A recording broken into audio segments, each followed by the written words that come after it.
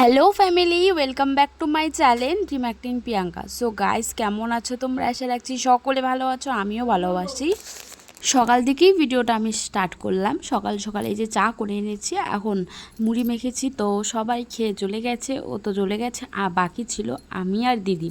তো আজকে তো বউ ভাত, তো বিয়ে খেয়ে এসেছি, বউ ভাতে তো যেতে হবে, তাই না? আর সকাল থেকে কিন্তু আমি ভীষণ এক্সাইটেড, মানে এত এক্সাইটেড তো আজকে ভেবেছিলাম তাড়াতাড়ি করে সব কাজ সারবো, কিন্তু কি গাইজ বলো তো, কয়েকদিন ধরে তো বৃষ্টি হচ্ছে, প্রায় 15 দিন থেকে বৃষ্টি পড়েই চলছে।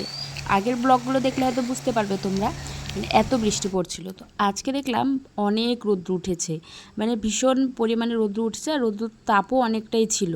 তো সব জামা কাপড় মেলে দিয়েছি। আজকে নর্মাল খাওয়া হয়েছে, আজকে ডাল করা হয়েছে আর একটা ভাজি করা ছিল। তো নর্মাল খাওয়া দাওয়া, কারণ যেহেতু রাত্রেবেলা নিমন্ত্রণ আছে, তার একও অনেক গরমও পড়েছে। তো খাওয়া দাওয়া সেরে এই যে বর ফোন করলো, বললো যে ফটাফট রেডি হও। তো আমি রেডি হতে তো একা একা পারবো না, একা একা আমি সাজতে তো একটুও পারি না, আর যতটুকুন পারি একদম সিম্পলভাবে, তবুও ভালো হয় না। আর যেহেতু বউ ভাত, তো একটু না সাজলে হয় বলো? সেই জন্য আর কি যাবো এখন দিদিকে নিয়ে ডাইরেক্ট পার্লারে। তো দিদিকে বললাম দরজাগুলো লাগিয়ে দিয়ে আসো, তো ফ্যান অফ করে দরজা লাগিয়ে দিয়ে আসছে। দিদি একবার রেডি হয়েছে, আর আমি এখন পার্লারে এসেছি। আর এই দিদিভাইটা আমাকে সব কিছুতে সাজিয়ে দেয়, আমি যেখানেই যাই, যখনই আমার মেকআপ করার কথা আসে মাথায়, তখনই এই দিদিভাইয়ের কাছ থেকে আমি সাজি। তো এই দেখো আমার সাজা প্রায়, শাড়ি পরেও বসেছি, এখন লিপস্টিক পরছি। বেশি কিছু সাজবো না, একদম সিম্পলভাবে বলেছি মেকআপটা রাখতে, কারণ আমার হিবিজিবি সাজতে তো একদমই ভালো লাগে না, আমি সিম্পলভাবে সাজতেই ভালোবাসি। আর ওকে বললাম যে তুমি ওর পরে নাও, যেগুলো যেগুলো সাজা তুমি ওর সাজুগুজু করে নাও। আর দিদি তো ঘরে থেকে রেডি হয়ে এসছে, বর যেহেতু একটু সময় পাইনি, বললাম যে এখানে রেডি হয়ে নাও। এসেই প্রথমে এই সরাসরি মেয়ের এখানে চলে আসলাম। তো মেয়ে দেখতে চলে আসলাম, দেখলাম যে কেমন সাজুগুজু হয়েছে। সবার প্রথমে এসে গিফট দিয়ে দিয়েছি, এখন সবাই মিলে ফটো তুলবো। বলছিলাম একটু হাই করে দাও আমার ভিডিওতে, তো ও হাই করে দিল। আর কেমন লাগছে কমেন্টে জানিও, বেশ ভালো লাগলো জানো তো, মেয়েকে সাজিয়েছে এত সুন্দরভাবে, আমার মানে ভীষণ ভালো লেগেছে। আর এই যে এখানে এসে একটু রাস্তার একদম ফাঁকা জায়গাটা আসলাম, কারণ এখানে এই দিদিভাইটা বললো, ওই যে পেছনে যে রয়েছে, বললো যে কিছু ভিডিও করব। তো সেই জন্য রাস্তার ফাঁকে, যেখানে একটু শব্দ হচ্ছে না, ওখানে আসলাম। তো ভিডিও করে বললাম যে চলো এবার ভিতরে যাওয়া যাক, কারণ এতটা গরম, এর আগে বৃষ্টি ছিল, এখন আবার প্রচুর গরম, সেই জন্য একটু ফ্যানের সামনে এসে দাঁড়ালাম। আমি তো ভীষণ পরিমাণে ঘামি, আর আমার গরমটাও যেহেতু বিশাল, অনেক গরম, আমি মানে কি বলবো, সহ্য করতে পারি না। বাইরের প্যান্ডেলটাও তোমাদের সঙ্গে দেখিয়ে দিলাম। ও হঠাৎ করে এসে বলছে আমার না খুব খিদে পেয়েছে, চলো আগে খাওয়াটা সেরে নিই। তো সেই জন্য চলে আসলাম খাওয়ার এখানে সরাসরি। আর আমি একাই না, যারা যারা এসেছে, আমরা যারা যারা একসঙ্গে ফটো তুলেছি, সবাইকে নিয়ে একসঙ্গে বসেছি। তো দেখো সবার প্রথমে এই যে বেগুনি, স্যালাড, ভাত, তো সবটা যদিও আমার ভিডিও করা হয়নি, আমি এত খেতে ব্যস্ত হয়ে পড়েছি আর গল্প করতে, মানে কি বলবো, ভীষণ আর কি আনন্দ ফুর্তি করছিলাম। তো ভিডিও করতে একদম মনে ছিল না, বাস যতটুকু আমি করেছি তোমাদের সঙ্গে শেয়ার করার চেষ্টা করছি। তো গরম গরম ভাত আর এই যে ডাল, আর এগুলো দিয়ে খাচ্ছি।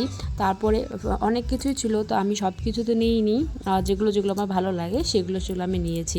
তো ওইদিকে দিদি খাচ্ছে, পাশে বড় রয়েছে, আর সব কিছু রান্না ভীষণ ভালো হয়েছিল, একদম পেট পুড়ে সবাই খেয়েছি আর অনেক আনন্দ করেছি।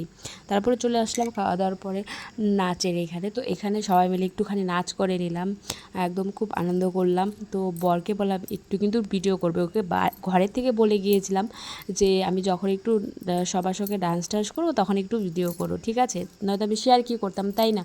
আর আমার তো ক্যামেরা ধরতে সবার সামনে কেমন জানি একটা লাগে, তো বরের হাতে তো আমি ক্যামেরা দিয়ে দিয়েছি, আর আমি এদিকে এনজয় করছি, বড়ই। আর হ্যাঁ, মিউজিকটা অফ রেখেছি, কারণ মিউজিক অফ যদি না রাখি, যদি কপিরাইট চলে আসে, এই জন্য মিউজিকটা তোমাদের সঙ্গে শেয়ার করতে পারলাম না, নয়তো আর একটু বেশি তোমরা আনন্দ করতে, মানে মজা লাগতো তোমাদের ভিডিওটা দেখে।